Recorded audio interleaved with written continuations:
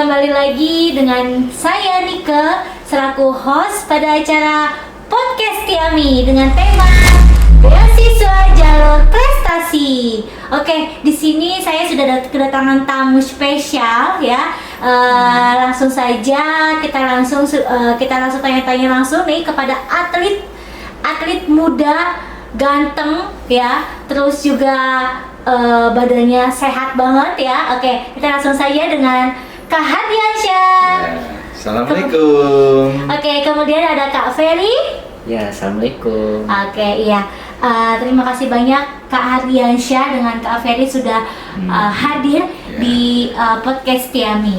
Oke, kita mau sedikit ngobrol-ngobrol nih, kepo ya. Di sini saya kepo banget nih sama Kak Hardiansyah sama Kak Ferry terkait tentang atlet yang Kak Ferry sama Kak Hardiansyah tekuni seperti itu. Oke, boleh dong kenalin dulu dong. Dari mana, nama lengkapnya siapa, terus juga sekarang di Setiami di jurusan apa, boleh dong dikenalin dulu Kak Hardiansyah, boleh? Ya. Assalamualaikum warahmatullahi wabarakatuh. Ya, pastinya kita di sini untuk memberikan edukasi ya. Nah, kebetulan nama saya Muhammad Hardiansyah. Saya S2 di Institut Setiami. Wow, mahasiswa pasca sarjana semester 2. Semester 2 jurusan Administrasi Publik. Oke. Nah, kebetulan saya S1-nya juga di sini loh 4 tahun. Waduh, alumni S1 lanjut ke pasca sarjana. Lanjut ke pasca sarjana ya, pada intinya ya karena tertarik dan memang cara metode pelajaran dosennya juga oke-oke gitu. Nah, juga jangan salah ini, Bu Nika ini juga dosen lah ya kan, pastinya mantap gitu. Nah itu jadi saya saat ini aktif di lembaga wasit juri ya. Memang dulu saya pernah jadi atlet ya, secara nasional saya kejuaraan tingkat nasional saya di Madiun itu tarung bebas sebenarnya kan, nggak pakai body protector, tapi kita aman ya. Selanjutnya aktivitas kegiatan yaitu wasit juri di PS1 sendiri saya setingkat nasional sudah gitu. Jadi juri ya. Juri. Kalau yang mau lomba terus jadi 21 boleh nih. Iya. Juri, wasit dan juga di Jawa Barat di Kota Depok IPSI-nya gitu ya. Pada intinya kegiatan-kegiatan antara hubungan dengan kuliah dan budaya itu juga sangat penting betul. Karena yang pertama sebagai mahasiswa ini ya, apalagi saya sudah S2 di Institut Amir semester 2, saya terus ingin melestarikan budaya pencaksilat ini ya. Saya karena dari pencaksilat Persaudaraan Setiahati Ternate, bagaimana caranya kita harus maju gitu mencintai budaya dan berprestasi. Nah, jadi ilmu yang diajarkan di administrasi publik itu pastinya memberikan kesan bagaimana memberikan pelayanan terbaik. Nah, kalau kita hubungkan dengan kepelatihan, bagaimana memberikan pelatihan terbaik. Gitu. Berarti ada sinkron ya antara dunia perkuliahan dengan olahraga. Betul. Apalagi di S2 ini diajarkan bagaimana menganalisis ya, lebih ke analisis SWOT analisis. SWOT ya kan. Jadi ada kekuatan, kelemahan, peluang dan ancaman. Jika dikolaborasikan dengan pencaksilat atau prestasi kan bagus juga kan. Mana kekuatan, kelemahan, terus peluang yang baik dan istilahnya ancaman seperti apa. Nah, itulah ilmu yang diajarkan di Institut kami gitu. Mungkin sebagai pembicara pembuka perkenalan saya demikian. Oh iya, saya juga aktif di kegiatan-kegiatan pelatihan ya. Di salah satu kampus juga di universitas di wilayah Kota Depok, dan juga rencana ke depan saya juga akan mengembangkan di salah satu sekolah internasional. Pastinya pencaksilat harus terus bisa mengembangkan. Nah, inilah Go internasional. Luar biasa. Pokoknya kuliah di Setiami, nanti ketemu sama kita bikin kekuatan prestasi di Setiami. Oke, siap. Wah, ini positif dari Kak Hardiansyah ini sudah dimulai ya. Di awal sudah mendapatkan positif-positif dari Kak Hardiansyah. Oke, kita lanjut dengan Kak Ferry. Halo Kak Ferry. Ya, boleh dong Kak Ferry kenalin dirinya. Ya, assalamualaikum warahmatullahi wabarakatuh. Sebelumnya di sini saya adalah mahasiswa S1 Nama di panjangnya siapa Kak Ferry? Nama saya kepanjangannya Peri Sanjaya. Oh, Peri Sanjaya. Dari Depok. Oke. Wah, ini orang Depok bisa dibisikin nih. Dari Depok, S1 Administrasi Publik. Oh iya. Administrasi Publik di Setiami.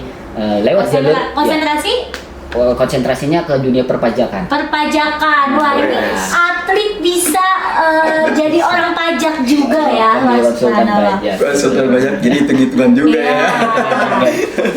Hebat ya. Terus di sini saya juga masuk Setiami lewat jalur prestasi. Ini salah satu mahasiswa pajak di Setiami melalui jalur prestasi beasiswa ya. Ya. Lalu saya juga sebelumnya aktif di atlet juga di tingkat kota maupun provinsi. Lalu sekarang aktif di kepelatihan juga.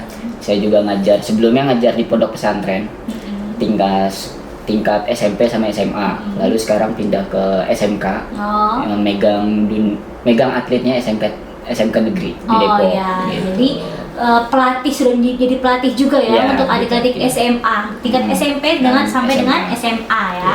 Oke. Wah, ini kayaknya bakalan seru banget nih pembahasan kita pada hari ini ya, terkait tentang beasiswa jalur prestasi.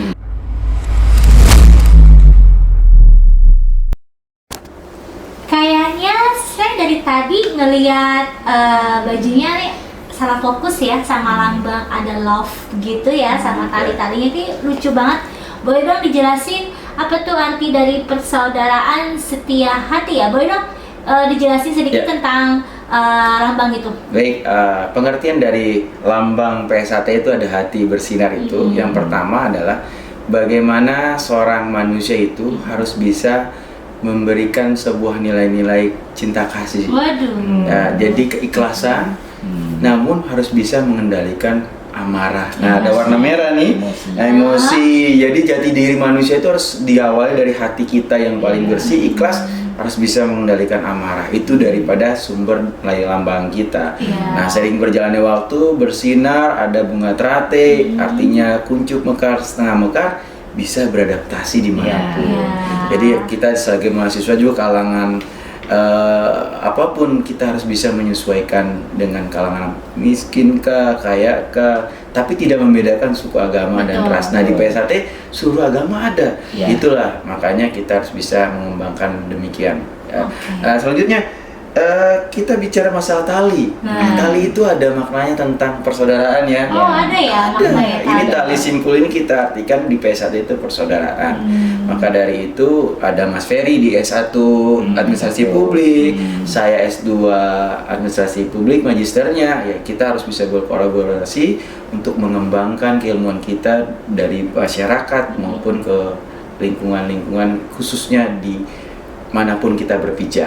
Lanjut ada olahraga yang kedua. Ya Mas Ferry, gimana Mas Ferry? Yang kedua itu olahraga. Olahraga gimana Mas Ferry? Kalau tadi kan ini persaudaraan karena kita kan menjalani silaturahmi. Kalau yang kita olahraga, kita menjalani bagaimana caranya kita mengatur pola hidup, pola fisik kita, pola istirahat kita harus baik gitu. Dalam seminggu kita punya waktu 7 hari, kita harus tahu kapan hari ini latihan, ya kan besoknya harus istirahat, kan kapan juga kita harus belajar secara jadi kita punya fisik, kapan harus gerak, kapan harus istirahat, kita punya otak untuk berpikir kapan harus digerak, kapan untuk ini. Jadi untuk olahraga di PSAT sendiri kita juga diatur waktunya gitu. Waktunya misalkan malam ini latihan, besok libur, besoknya latihan lagi gitu. Jadi nggak mesti harus ekstrim day latihan atau olahraga ya. Terus enggak. Jadi kita harus punya waktu kapan latihan yang baik, istirahat baik. Jadi kita juga punya waktu. Jadi hasilnya jadi punya badan yang sehat. Itulah fungsi dari olahraga di PSAT sendiri. Nah, selanjutnya ada yang tali ketiga. Nah, tali ketiga ini kita maknakan sebuah bela diri. Bela diri. Tapi bela diri yang sebenarnya menurut filosofis kita gitu ya. Jadi ada bahasa Jawanya ngaluruh tanpa bolo, menang ngasurake. Kemenangan sebenarnya itu ya ketika kita memenangkan orang lain, bukan mengalahkan orang lain, tapi justru memberikan penghargaan pada orang lain, tetapi dia kedepannya akan menghormati kita. Jadi suatu filosofis yang kita harus bisa terapkan dalam implementasi kehidupan, bagaimana karakter kita, perilaku kita, terus pembawaan kita ke orang lain itu, kalau kita lebih bijak, tentunya orang lain pun akan lebih bisa menghormati kita, tanpa harus bermelakukan bela diri yang memang pencak silat ya. Tapi pencak silat aslinya memang demikian. Jadi ditambah ada pasangan, kuncian dan sebagainya, tetapi bagaimana kita berperang itu tanpa melukai orang lain, tapi orang lain memberikan penghormatan ke kita. Lanjut, ada kesenian ya. Kesenian, tari keempat. Tari keempat. Kesenian dilanjut dengan yang terakhir adalah kerohanian. Nah, kerohanian itu memberikan sebuah filosofis batiniah, terus kultur jiwa, wirarasa, benar-benar menghayati bahwasanya insan PSAT itu harus pertama ya dengan bunga teratai berbeda-beda ya, kuncup mekar, setengah mekar itu seluruh lapisan masyarakat. Dengan perbedaan itu kita harus bisa menyatukan sebuah nilai-nilai kebaikan di dalamnya. Ya, jadi kerohanian itu sebagai motivasi, sebagai peningkatan sebuah imajinasi kita di dalam kehidupan kita. Pertama, bagaimana persaudaraan itu harus yang baik. Olahraga dimanfaatkan dengan yang baik juga untuk melangkah bersilaturahmi. Dilanjutkan dengan bela bela dirinya, ya tadi kita walaupun sudah bisa pencak, kuncian, bantingan dan apapun, kemenangan terbesar itu tanpa melukai orang lain. Menghargai orang lain, mereka pun akan menghargai kita. Ya, lanjutkan dengan kesenian yang mempunyai jiwa nilai-nilai kultur budaya nenek moyang, warisan terus kita lestarikan. Cinta budaya sebagai mahasiswa ya harus terus ya. Gitu ya, Mas Riki. Terus selanjutnya ada kerohanian. Ya, itulah diri kita yang diajarkan di PSAT. Demikian. Wah, ini maknanya dalam banget ya. Ini ternyata mencangkup kepada kehidupan. Ya, di sini kita akan banyak belajar banget ini dari Kak Ardi, Kak Hadiansyah dengan Kak Ferry ya. Ini saya agak kepo juga ini, awal bisa suka, bisa hobi dengan pencak silat, olahraganya itu gimana sih? Boleh cerita sedikit dong Kak Ferry, boleh? Ya, kalau dari saya sih, saya ikut pencak silat emang nggak dari kecil gitu. Saya baru masuk silat tuh baru masuk SMK. Bukan dari semester 1 baru masuk gitu enggak, tapi semester 2. Saya bilang ke pelatih saya, tujuan saya juga bukan jadi atlet, belum suka waktu itu. Tapi saya bilang saya mau menyembuhin penyakit. Oh, berawal memang ada penyakit, ada sakit, ada penyakit dalam. Saya gampang lelah kayak gitu. Penyakitnya itu adalah flek ataupun paru-paru basah. Paru-paru basah. Nah, saya latihan 3 bulan, 6 bulan, akhirnya penyakit itu agak mendingan, udah agak sehat, baru diikutin pelatih saya, ikut tanding, kesana kemari gitu sampai disahkan di perguruan saya. Baru setelah jadi pelatih, ngelatih di dunia tradisional maupun atlet ya kan, bawa tim saya SMP, SMA, SMK. Pelatih juga ya Mas Ferry di sekolah ya. Ya, sampai sana saya jadi tertarik lebih dalam menyukai pencak silat itu. Jadi banyak nilai-nilai yang membuat saya pencak silat itu bukan hanya tentang olahraga, bukan tentang hanya materi. Ada beberapa semua unsur jadi satu tentang kehidupan. Jadi saya di sini nggak nyari apa-apa. Gitu. Jadi itulah yang membuat saya sampai sekarang menyukai pencak silat. Pada akhirnya alhamdulillah sembuh sekarang. Alhamdulillah berkat olahraga yang baik tadi ya, olahraga sendiri juga. Ini saya selanjutnya ke Kak Hadiansyah nih. Kak Hadiansyah ini kan tadi saya mendengar pada saat perkenalan ya, sebagai juri juga dan lain-lain.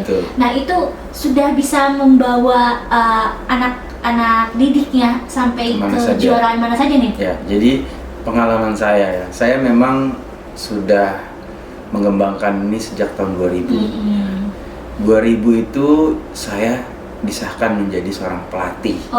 Saya latihan tahun 1996. 4 tahun saya berlatih, di 2000 saya disahkan jadi pelatih. Sama Mas Ferry juga jadi pelatih. Filosofis berlatih adalah bagaimana dulu seorang pelatih saya tidak dibayar sekecil apapun. Dia mau rela mendidik kami ini selaku siswanya sampai jadi 4 tahun. Nah, dengan hal itu juga saya pun sampai saat ini pun memberikan suatu kepelatihan untuk ikhlas. Artinya dengan bicara ada atau tidak ada rezeki, saya tetap jalan. Sehingga hasilnya saya dapat mencetak siswa saya, Dede Setiadi, yang memang dari awal polos ya menjadi atlet pelatnas tingkat nasional, bahkan internasional dan dunia di ganda putra ya. Nah Mas Dede ini alhamdulillah beliau ini ya memang dari sejak saya latih dulu bersikeras ya, rajin ya. Yang penting kan rajin, disiplin, komitmen. Nah, itu komitmen. Dan didukung sama orang tua. Jadi ada hal yang harus bisa memberikan kompleksitas pembelajaran kepelatihan itu sukses adalah pelatihnya mempunyai genetik benar-benar pelatih yang berprestasi. Ditambah dengan nilai-nilai kerohanian yang baik dari pelatih mengajarkan kepada anak-anaknya sehingga genetik anaknya itu akan memberikan suatu turun-menurun. Dilanjutkan dukungan orang tua. Nah bapaknya Dede ini juga memang bukan orang berada. Sadar cuman dia jualan areng, tapi dia bisa sukses dan kuliah di UNJ, S1 selesai dan berprestasi sampai dengan juara dunia. Yaitu ditambah saat ini saya lagi mengembangkan atlet-atlet yang usia dini, walaupun saya wasit juri, tapi wasit juri karena saya sudah tahu peraturan pertandingan, saya berusaha memberikan kontribusi kepada atlet-atlet agar baik bertanding dan berprestasi. Alhamdulillah kemarin juara umum 1 di usia dini. Demikian. Wah, keren juga ya. Ternyata Kak Ardiansyah ini wasit juri, pelatih juga, sampai pelatih atlet sampai peserta didiknya ini bisa mencapai kejuaraan internasional. Wah, ini mungkin saya bisa ngambil hikmah nih dari Kak Ardiansyah. Memang ternyata seorang guru yang mempunyai jiwa ikhlas, bersih, akan bisa mencetak peserta didik yang sukses. Oke. Ini selanjutnya saya juga kepo ini. Kenapa sih ke Kak Ferry dulu ya? Kak Ferry, tolong ceritain dong sedikit aja. Bisa Kak Ferry ini bisa sampai kuliah di Setiami atau bisa menjadi mahasiswa Setiami itu gimana sih awal mulanya? Oke. Jadi itu saya juga nggak nyangka ya bisa kuliah Setiami di sini gitu. Awalnya saya mau kuliah itu 2019. Oh ya. 2019 tapi kehalang karena saya masih kerja di Cikarang, Bekasi. Dan itu main 2 shift juga. Jadi saya nunda udahlah 2020 mentok tuh. Nah, di situ saya sebelumnya juga nggak ada niat, sebelumnya belum ada niat ngambil beasiswa ya. Saya juga belum tahu kabar informasi di situ. Tapi saya disuruh kuliah, ditawarin Setiami oleh kakak saya. Jadi kakak juga alumni ya? Kakak saya juga alumni di Setiami. Saya punya 2 kakak, yang satu S1 Setiami, yang 2 D3 Setiami. Coba dulu gitu. Jadi wah, masa iya saya jadi gini gitu kan. Ya udah, saya awalnya niat ya udah Setiami, tapi saya belum tahu ngambil jurusan apa. Nah, tibalah di bulan Februari 2020. Saya mengikuti pertandingan di Kota Depok namanya SHK ke-9, Tapi di situ saya juga belum tahu kan ada sponsor beasiswa Setiami. Di situ posisi saya jadi panitia. Nah, di situ saya agak sibuk, saya jadi panitia pertandingan. Yang kedua juga saya buat tim. Buat tim SMP sama SMA. Dua tim saya bawa. Sekitar 30 orang saya bawa buat pertandingan. Anak-anak didiknya ya. Nah, tiba-tiba di hari H saya dapat kabar ada informasi beasiswa sponsor beasiswa dari Setiami dibawa oleh Mas Ardiansyah. Di situ saya mikir ini kesempatan bagi saya. Tapi bagi saya ya memang sudah atlet kota juga provinsi juga sebenarnya ya. Intinya saya pilihan di hati saya berani capek enggak? Iya. Saya udah jadi panitia, jadi bawa tim juga. Kalau saya buat tanding, saya harus berani capek di situ. Akhirnya saya memilih resiko yang ini adalah kesempatan yang nggak datang 2 kali. Akhirnya bertanding juga. Akhirnya di hari itu saya tanding juga di hari dan juara 1 ya. Saya mikir ya udahlah, capek juga lah, nggak apa-apa gitu. Sampai ingat juga kaki sakit juga ya. Tapi tetap berkorban berjuang biar dapat beasiswa, tapi juara 1 akhirnya. Akhirnya mendapatkan buah yang manis ya setelah bertanding itu. Ya, alhasil memang Kak Ferry ini masuk ke Setiami melalui beasiswa jalur prestasi. Wah, ya seru banget ini. Nah, ini kalau untuk Kak Hardian, saya sedikit ini ya, karena Kak Hardian saya ini sudah berawal dari S1 ya, tahun 2016 kalau nggak salah. Saya bertemu dengan Kak Hardiansyah, kemudian setelah wisuda tidak menunggu waktu ya Kak Hardiansyah, itu dia langsung melanjutkan ke pasca sarjana di Setiami. Boleh dong Kak Hardiansyah, itu gimana sih Kak Kak Hardiansyah bisa lanjut S1, lanjut ke S2, motivasi apa sih yang bisa Kak Hardiansyah ini seperti ini? Ya, jadi saya ini kenal dengan Bu Nika sudah hampir 5 tahun yang lalu ya. Jadi luar biasa, jadi kayak keluarga ya. Jadi Institut Setiami ini sebenarnya membangun satu karakteristik keluarga juga ya. Jadi pendekatan baik dosen ya. Selama belajar saya kuliah 4 tahun itu kita sudah kayak seperti saudara gitu.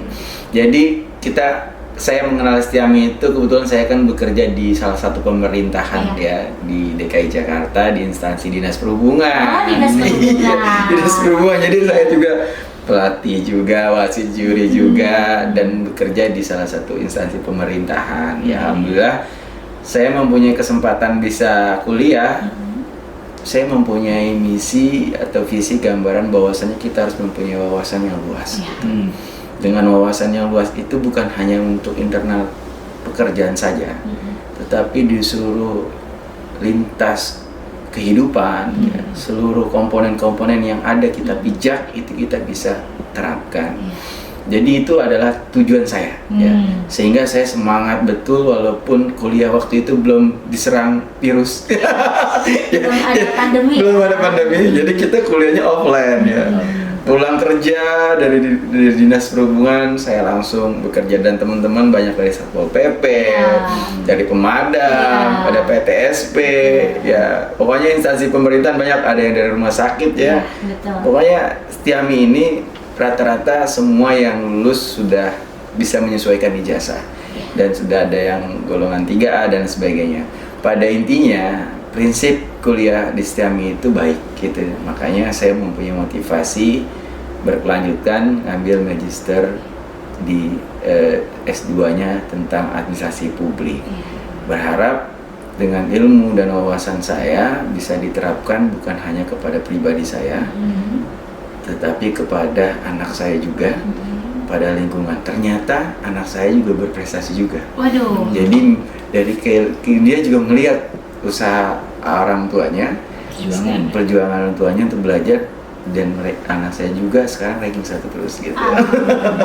Iya, kita jadi sebagai orang tua itulah jadi tujuan saya kuliah itu bukan hanya sebagai untuk pekerjaan, tapi kita harus punya wawasan yang luas. Termasuk saya di organisasi PSHT ini, saya bisa mengembangkan ternyata siswa saya adalah mahasiswa juga ya di salah satu universitas.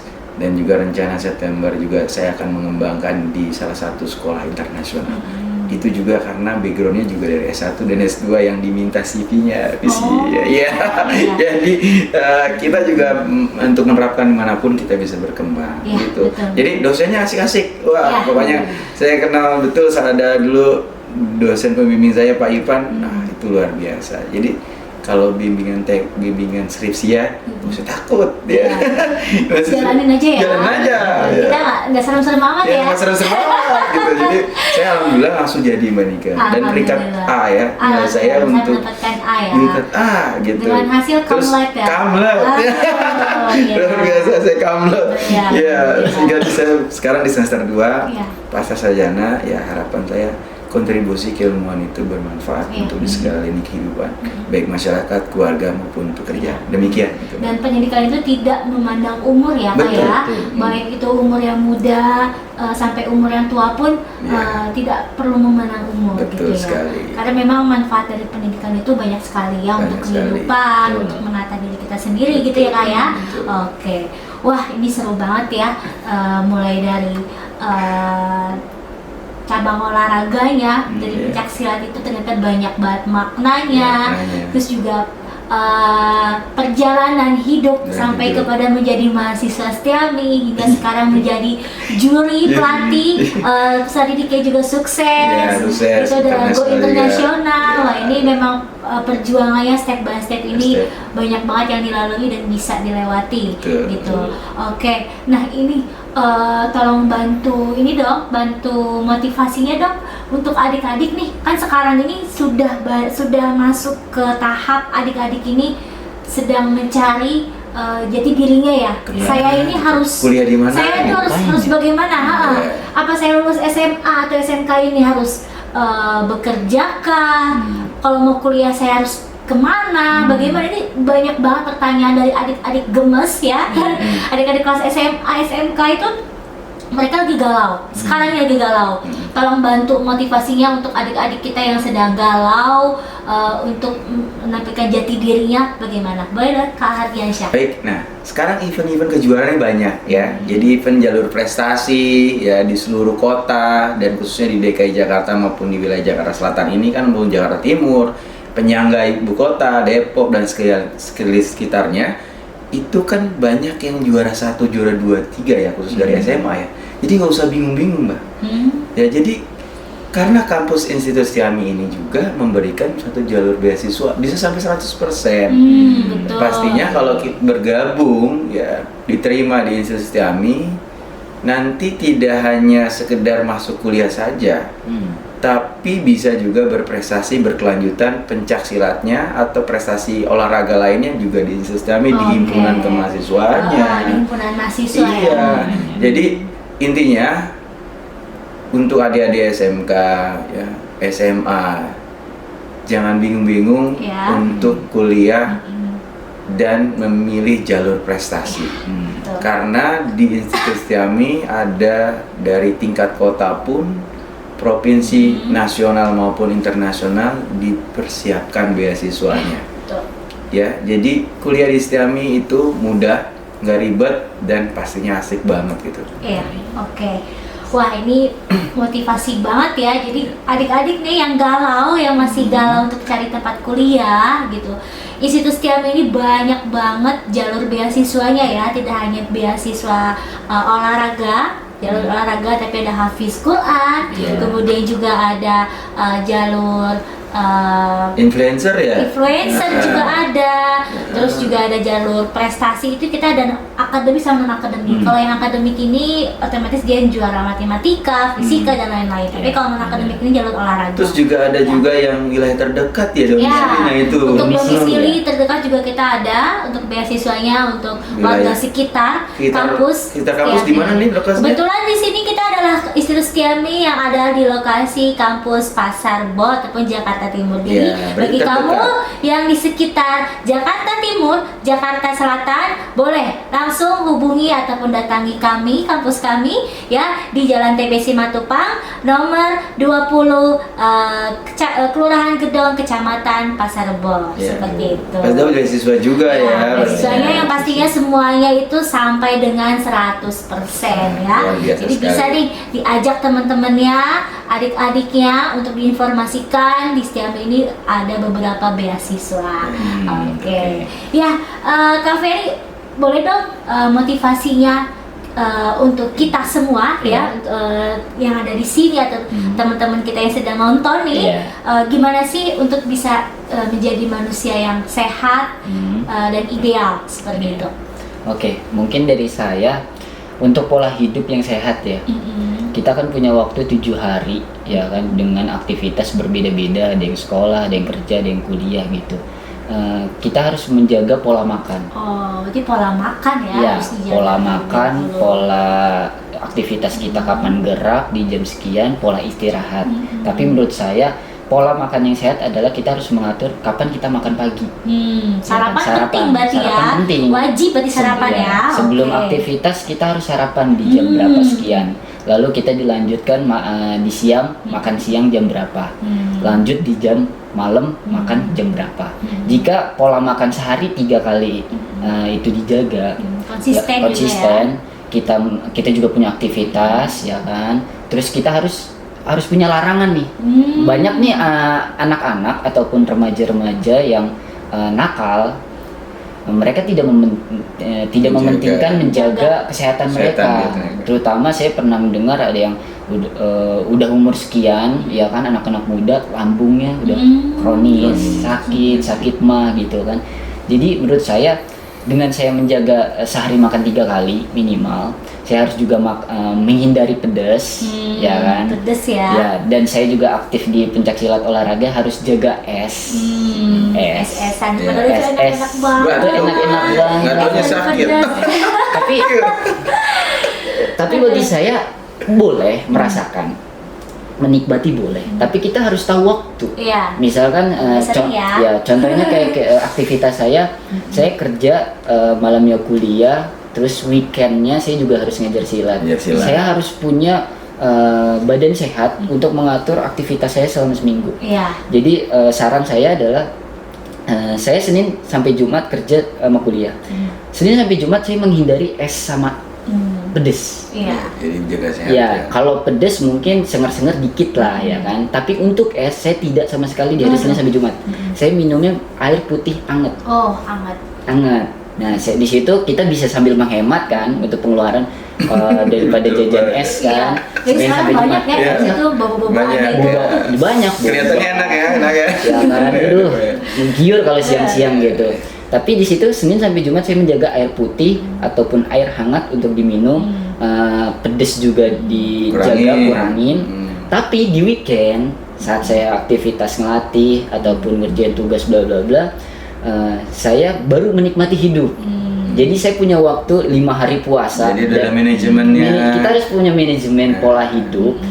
Senin sampai Jumat saya menjaga, saya harus hidup sehat, nabung gitu, hemat. Tapi di weekend saya menikmati hidup. Saya bisa menikmati, saya pengen makan pedas nih. Ya kan? Saya pengen minum tidak berlebihan tidak juga ya. berlebihan. Takutnya kita sudah menjaga Iya. hari Jumat, ternyata ke Sabtu Minggunya langsung sampai bebek. 2 Enggak piring. gitu, enggak 2 piring. Jadi saya lagi kepengen es nih, ya udah es. Saya lagi minum Secukupnya. pedas, ya udah pedas. Jadi kita bisa mengatur, berarti saya bisa minum es, makan pedas itu seminggu sekali, 2 minggu sekali, ataupun kalau nggak mood sebulan sekali. Nah, kalau itu kita bisa jaga, hidup sehat, aktivitas banyak, itu akan terjamin lancar. Ya, ditambah pola makan vitamin dan lain sebagainya, hidup sehat juga ya. Ya jadi kalau saya dengar dari Mas Ferry ini, kalau kita kan sebutnya saling kakak dari Mas ya. Iya. Manajemen dalam segala tentang pola hidup sehat itu penting juga. Jadi intinya ya belajar banyak tentang bagaimana pengaturan diri sendiri, seperti lambang ini kan ya. Jadi bagaimana kita bisa back to lambang ya. Filosofis kehidupan. Oke, lanjut Monica. Oke, ya nih di sini kan kita mahasiswa ini banyak banget ya. Kita punya ada namanya himpunan mahasiswa ya Pak ya. Nah, himpunan mahasiswa ini kita banyak banget ekstrakurikuler atau kegiatan-kegiatan dari mahasiswa. Boleh dong ini ajakan untuk mahasiswa nih untuk bisa aktif di ekstrakurikuler, terus juga mungkin bisa pilih organisasi kegiatan olahraga. Boleh dong Kak Ariansyah ajak mahasiswa kita bisa. Baik, untuk seluruh mahasiswa Institut AMI ya. Ketika kita bicara masalah program jalur prestasi, kita bicara dari input masukan ini. Input masukannya pasti dari ada yang baru masuk yang memang dari jalur prestasi, nanti kita kembangkan. Betul. Gitu. Artinya mereka mendapatkan jalur prestasi yang tadi kita sebutkan, adik-adik kita di SMA, yang SMK, mereka sudah siap dari jalur prestasi ditambah mahasiswanya. Betul. Mari kita bergabung, kita membentuk seluruh kegiatan tentang pencaksilat ya. Kita berlatih bersama dalam himpunan mahasiswa. Kebetulan saya sudah di magister S2-nya. Di sini ada Mas Ferry di S1. Kita berkolaborasi membangun tentang kegiatan-kegiatan pencaksilat di kalangan mahasiswa sebagai pelestari budaya dan berprestasi juga. Ayo kita berlatih, kita akan kembangkan bersama seluruh perguruan ya, bukan hanya PST saja. Lintas perguruan kita gabungkan jadi satu, karena saya sudah penataran pelatih tingkat nasional dan saya juga wasit juri juga. Mari kita bersama membangun prestasi di Institut AMI di bidang pencaksilat. Demikian.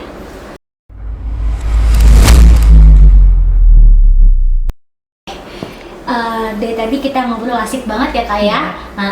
Nah, di sini bisa saya simpulkan bahwasanya Institut Setiami ini kita bisa menerima mahasiswa jalur prestasi ya. Nah, di sini prestasinya nggak mesti harus olahraga pencak silat, tapi banyak sekali olahraga yang lain. Selain itu juga kita beasiswa, ada namanya beasiswa Hafiz Quran, terus juga beasiswa influencer dan lain-lain ya. Pokoknya beasiswa ini kita full sampai dengan 100% ya. Jadi teman-teman semua yang mau bergabung di Setiami bisa banget ya, hubungi saja langsung di nomor nanti yang di atas sini ya, atau yang di bawah sini ya, tertera. Silakan hubungi kami, informasinya akan kami jelaskan secara detail gitu. Oke, ini saya mau ucapin terima kasih banyak sama Kak Hardiansyah, sama Kak Ferry sudah mau hadir di acara podcast Setiami. Mungkin next time kita akan ketemu lagi di podcast selanjutnya dengan tema yang berbeda ya Kak ya. Masih banyak kajian. Masih banyak banget tema-tema yang kita angkat karena memang tidak hanya di atlet saja. Ternyata Kak Hardiansyah dan Kak Ferry ini nanti juga ada di pajak. Mungkin kita akan bahas tentang kepajakan ya Kak Ferry ya. Ikuti terus dengan tema-tema yang lain di podcast Setiami. Oke, Institut Setiami, The right place for a better future. Bye.